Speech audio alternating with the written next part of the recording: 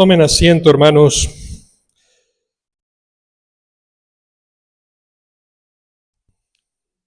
Hemos venido reflexionando en estas últimas 5 semanas, en estos últimos 5 domingos, este capítulo 6 de San Juan, en el que el evangelista analiza el discurso conocido como del pan de vida. Y desde el principio les dije que era como la gran lección que nos deja Jesucristo acerca de la Eucaristía. Los otros evangelistas simplemente lo van a tratar en la última cena, al final de su vida, pero Juan ha querido dejarnos toda esta lección teológica en torno a este misterio que celebramos. Recuerden las preguntas que les dejaba expresadas la semana pasada, no sé si han tenido tiempo para darles respuesta, pero que al menos algo. ¿Por qué vienen a esta misa? ¿Y con qué actitud vienen a esta Eucaristía? Recuerdan que eran las preguntas que formulábamos al principio, las repetíamos al final, y habíamos hecho una reflexión precisamente de los pros y contras de nuestra actitud cristiana frente al misterio. Ese miedo, podríamos sintetizarlo así, este miedo al cambio, al compromiso y a las consecuencias que tiene ese cambio que Jesucristo quiere generar en nuestras vidas. Y hoy vemos la conclusión de ese discurso, una conclusión, yo creo que tendríamos que decir, si no conociéramos el Evangelio de antemano, totalmente insospechada, porque todo aparenta un fracaso. De hecho, desde este momento podríamos decir que hay un antes y un después en la vida pública de Jesús. Hasta ahora se le han venido sumando las multitudes hasta el punto de poderlas contar por miles de personas, lo veíamos en la multiplicación de los panes, y a partir de este momento, como acabamos de escuchar, los discípulos se marchan desalentados. Y a partir de ahora Jesucristo va a quedar prácticamente solo con unos pocos, con esos que después serán los 12 apóstoles, 72 discípulos que conocemos después, pero nadie más. Se acabaron, ¿no?, esas hordas de multitudes de seguir a Jesús y simplemente por haberles manifestado su verdad, haberles abierto los ojos. Por tanto, vemos cómo la consecuencia lógica de este momento es una toma de decisión. Frente a esta realidad que vemos del alejamiento de los discípulos de Jesús, entonces, la pregunta que debemos de hacernos es la que plantea Jesús a sus apóstoles al final. ¿También ustedes quieren marcharse? Bueno, las puertas siempre han estado abiertas, ¿verdad? A nadie nos obligan a estar aquí. Pero si estamos, yo creo que sí se requiere un poco de autenticidad y de valor. Hace algunos años yo acuñé una terminología nueva a una cofradía. Saben lo que son las cofradías, ¿verdad? Aquí le llaman mayordomos ¿no?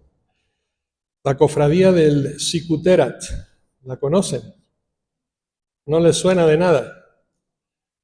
¿Alguien de ustedes todavía escuchó alguna vez la misa en latín? Sicuterat in principio, et nunc et semper, et in saecula saeculorum. ¿Sí? Como era en un principio, Sicuterat. Yo he unido las palabras, ¿sí? La cofradía del Sicuterat. Es decir, no cambiemos nada, que de momento todo está bien, estamos cómodos, no vengas a removernos el piso. Y esto es lo que hace Jesús en este discurso. Removió totalmente el piso de aquella gente y la mayoría se quedó desconcertada. Este lenguaje es duro de escuchar. No nos gusta. Mejor nos vamos a otro lado. Bien, son esos que buscan, como digo siempre, que les dejen en paz. O sea, siempre es la misma música. No tiene nada que ver con Charlie, ¿no? Vamos a pedir que cambie de vez en cuando.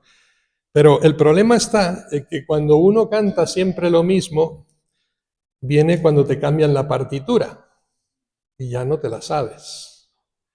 Y yo diría que esto es un poco lo que refleja lo que Jesucristo acaba de hacer frente a toda aquella multitud que quería proclamarlo rey, precisamente, porque pretendían que él fuera el unificador de su nacionalidad política frente al abuso del pueblo romano, usurpador. Y frente a ese mesianismo político, él nos presenta un mesianismo totalmente espiritual.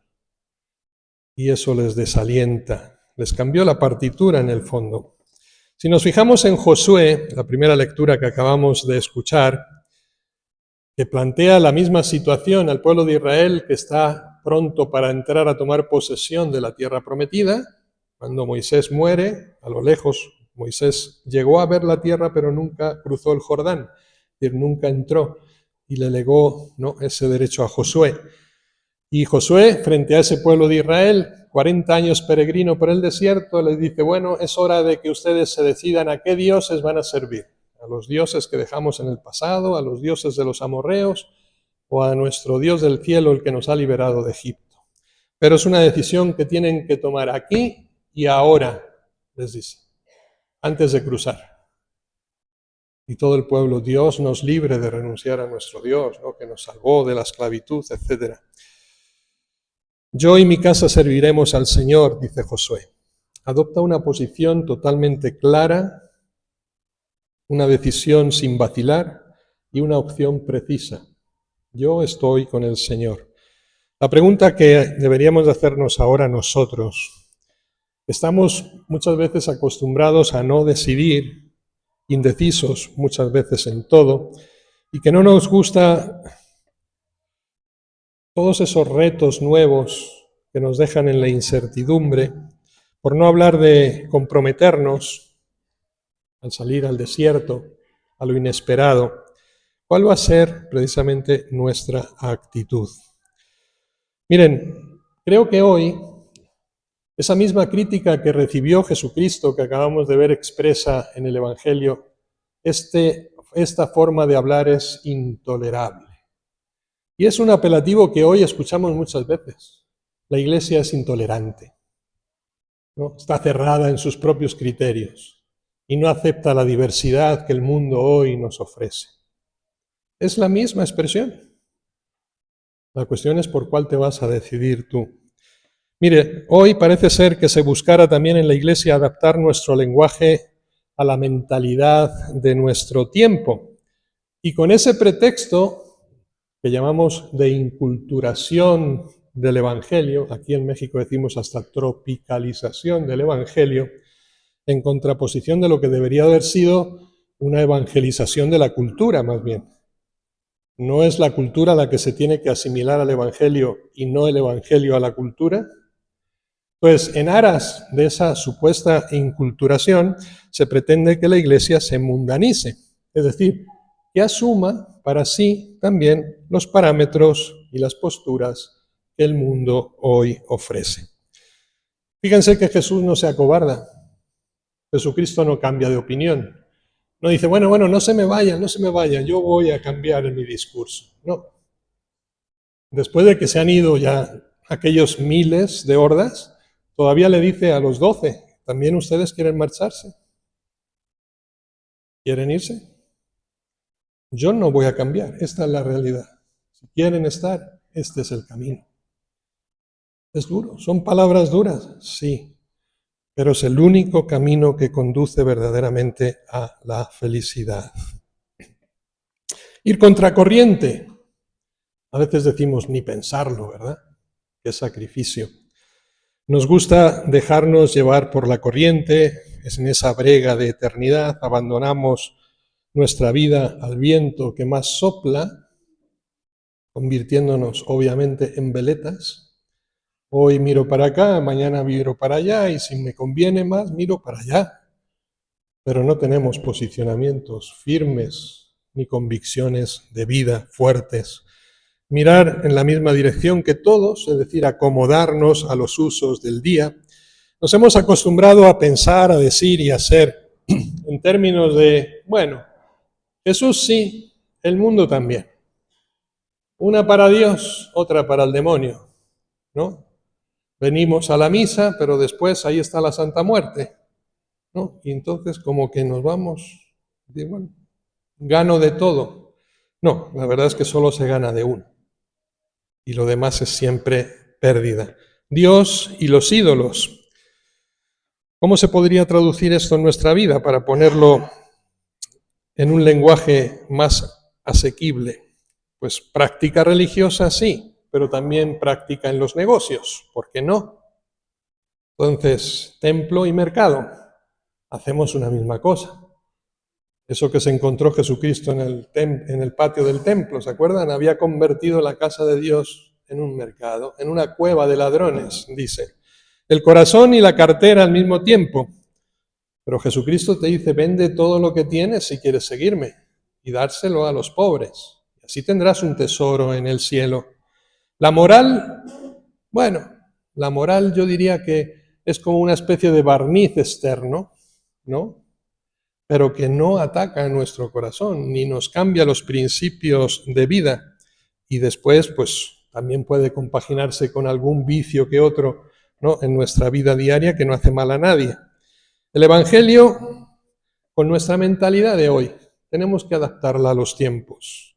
La caridad, pero después de pensar en mis propias cosas. Un poco de limosna, sí, pero mucho egoísmo junto a ella. Es decir, somos especialistas, yo diría, en desentendernos, expertos en escudarnos, en camuflarnos, en ponernos disfraces conforme a lo que más conviene. Somos, habría que decirlo, a veces verdaderos camaleones, ¿no? Saben que el camaleón cambia el color de acuerdo a la circunstancia que le rodea para camuflarse. Y es un poco lo que hacemos nosotros también con nuestra vida cristiana. La camuflamos en una sociedad totalmente atea, pagana, podríamos decir que anticristiana. Pero no nos alarmamos, simplemente condividimos. Cristianos, pero sin arriesgar nada. Es decir, el testimonio personal brilla por su ausencia.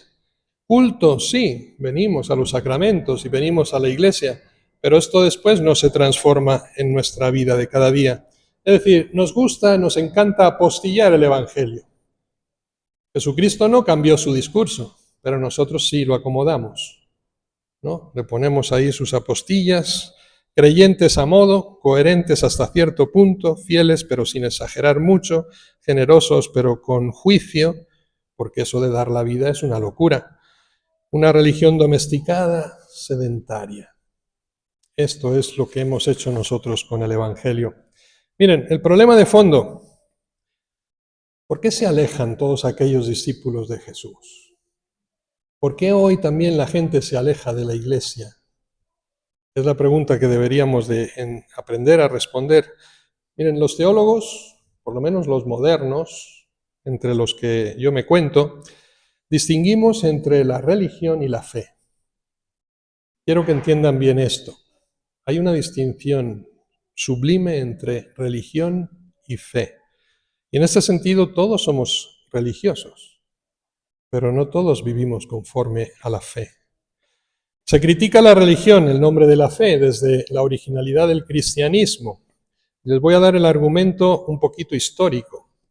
El hombre primitivo, yo digo que a veces también nosotros somos demasiado primitivos, o seguimos siéndolo, necesitaban ellos centrar, poner en el centro de su existencia y de su mundo en algo mucho más grande y poderoso, a fin de poder construir precisamente ese orden social, ese orden en el que poder vivir en paz, custodiados y protegidos por ciertos dioses.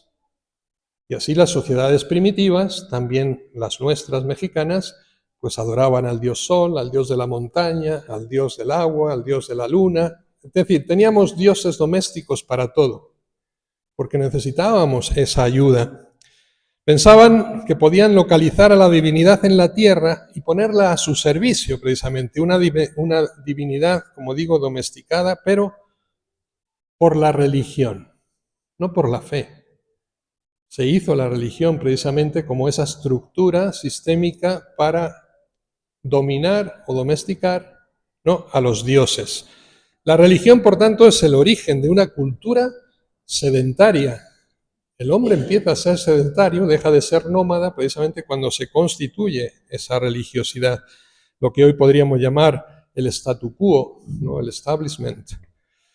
Si nos vamos al pueblo de Israel, cuando Dios llama a Abraham, le dice, sal de tu tierra y ve a donde yo te mostraré. Es decir, abandona tu vida sedentaria, tu religiosidad, tu adoración a todos esos dioses y sígueme a mí, el auténtico Dios, el único Dios. Ábrete en ese camino insospechado. ¿A dónde voy a ir? Te lo mostraré. No le dice. Le dice que se ponga en camino, que abandone la tierra de Urs, ¿no? Y se ponga en camino hacia donde Él le mostrará.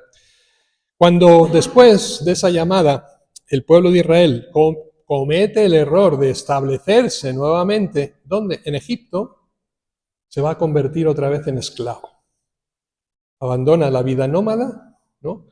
Y se convierte en esclavo y en adorador de los dioses egipcios. Dios va a suscitar nuevamente a Moisés para que les saque de esa esclavitud y les mueva nuevamente en camino, iglesia en camino, ¿no? Por el desierto durante 40 años. Y ahí llega Josué, la lectura que acabamos de escuchar ahora, y en el monte Siquem. Curioso, el monte Siquem, porque Jesucristo tiene una expresión muy relevante y muy significativa en este mismo monte, desde el que José habló al pueblo. Y es el momento, ¿se acuerdan la discusión de los judíos y los samaritanos? Si había que adorar a Dios en Jerusalén o si había que adorarlo en el monte Garizim, unos y otros, y Jesucristo les dice, calma. Llega el día en que adorarán a Dios en espíritu y en verdad. No hay otro lugar. Es decir, no hay un lugar fijo donde Dios está presente. Dios habita el mundo y nos manda a nosotros, ¿no? En ese camino permanente, ¿no? En ese itinerario de seguimiento. Creer, por tanto, es seguir en marcha. La religión es acomodarse. Después, cuando llegan a la tierra prometida, van a cometer otra idolatría, centrar toda su religiosidad precisamente en el templo. El templo es el lugar de la presencia de Dios en medio de nosotros, de tal manera que aquel pueblo de salvación pone su corazón en el culto, que es la expresión de la religión, no de la fe, sino de la religión, en ese templo de piedra.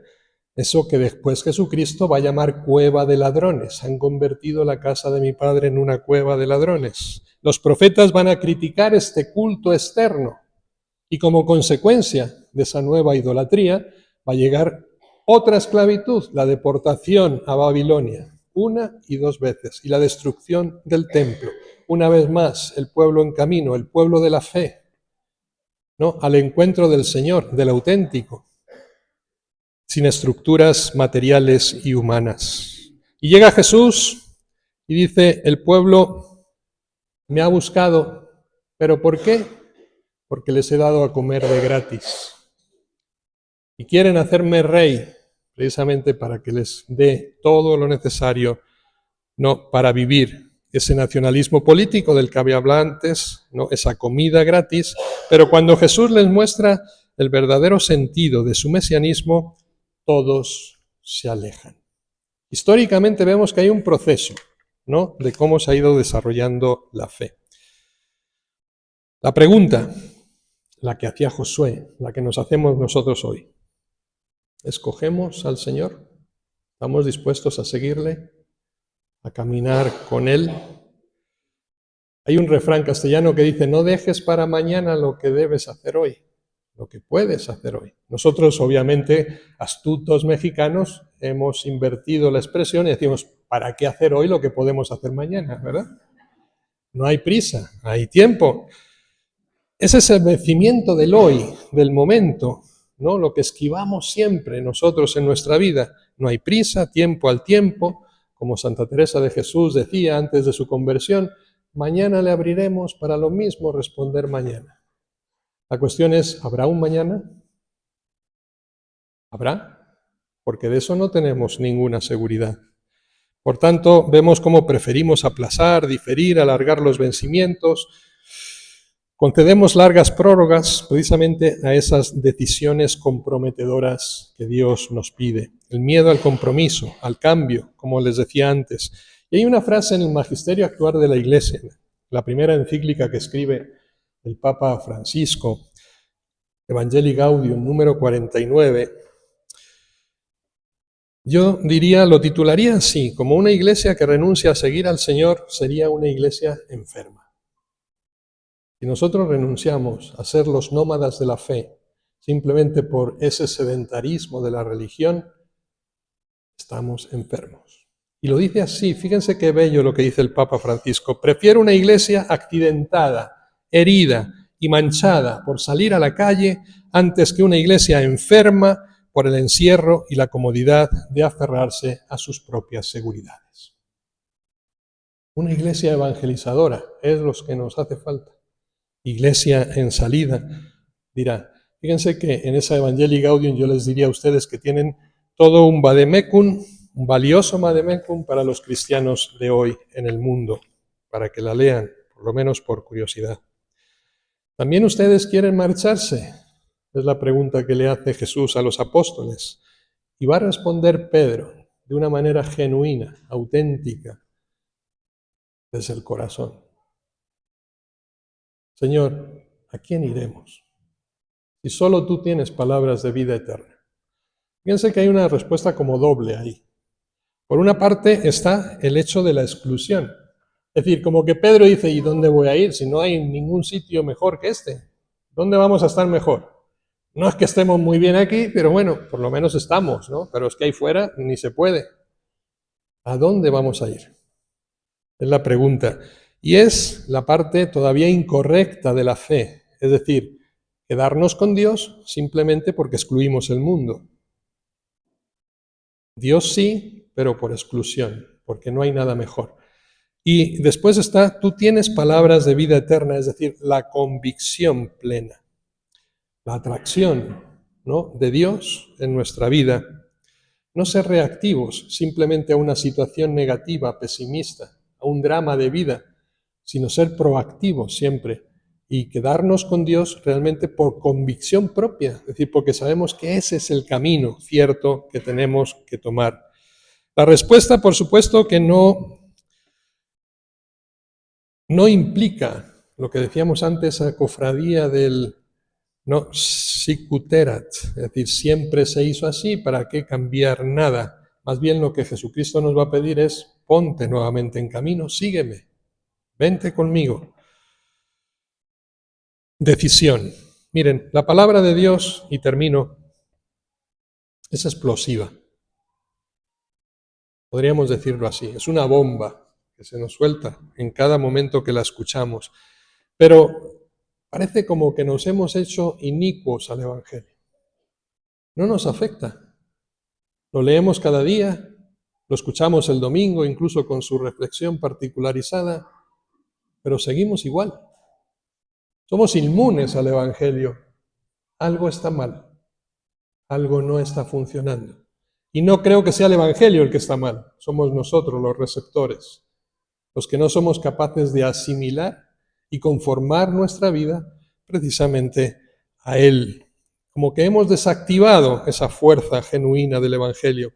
La palabra de Dios está bien mientras que no salga de la iglesia. Aquí la escuchamos. Ahora, después, cuando hay que hacer la vida, ya es otro tema. Este es el problema. Y la pregunta que deberíamos decirnos es, ¿hasta cuándo? ¿Hasta cuándo vamos a seguir así?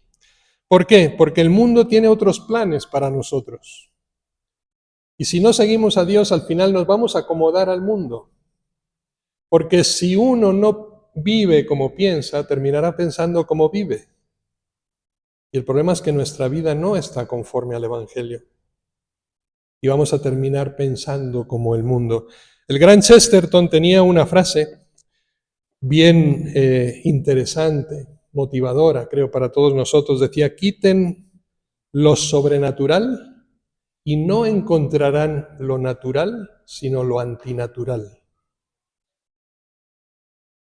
Quiten lo sobrenatural de su vida, es decir, nuestra relación con Dios, la espiritualidad, y no van a encontrar lo natural, como mucha gente se piensa, sino lo antinatural. ¿Qué es lo que nos está pasando hoy en el mundo? Destruimos la familia, esa creada por Dios, hombre y mujer, dejará el hombre a su padre y a su madre y se unirá a su mujer y serán los dos una sola carne, como escuchábamos en la segunda lectura. Promovemos leyes que incitan a la separación, a la ruptura, al divorcio, al libertinaje, al amor libre, a la muerte a través del aborto, todo antinatural. Creamos derechos para los animales que violan los derechos de los humanos. Cuando quitamos a Dios del horizonte de nuestra vida, queda la perversión. Nos conducen a eso. Tenemos que ponerle un freno, porque si no, no sabemos el límite a dónde podemos llegar. Chesterton tenía una gran clarividencia en este sentido. Y el gran Newman, Henry Newman, decía así: la paradoja de nuestras vidas consiste en que a menudo nos preocupamos por lo que hacemos o por lo que todavía podemos hacer, pero lo más probable es que nos recuerden un día por lo que fuimos y no por lo que hicimos. Una vez más, la importancia es quiénes somos, qué somos como persona, no qué hacemos, sino quiénes realmente somos. Por eso nos recordarán. Ese será el epitafio final en nuestras tumbas o en nuestros nichos, porque ahora ya no hay tumbas. Ahora ya nos ponen en un frasquito de ceniza. ¿Y qué se recordará de nosotros entonces? Quedará la eternidad, esa que aquellos discípulos abandonaron al dejar a Jesús al margen. Esa pregunta que aún queda por responder, ¿no?, en cada uno de nosotros: ¿seguiremos a Jesús para tener ese premio final? El hacer acarrea éxito en el mundo, sí, pero el ser da fruto de vida para la eternidad. Este es el mensaje del pan de vida. No dejemos nunca de alimentarnos de este pan y de beber esa sangre que Cristo nos ofrece para la vida eterna. Que así sea.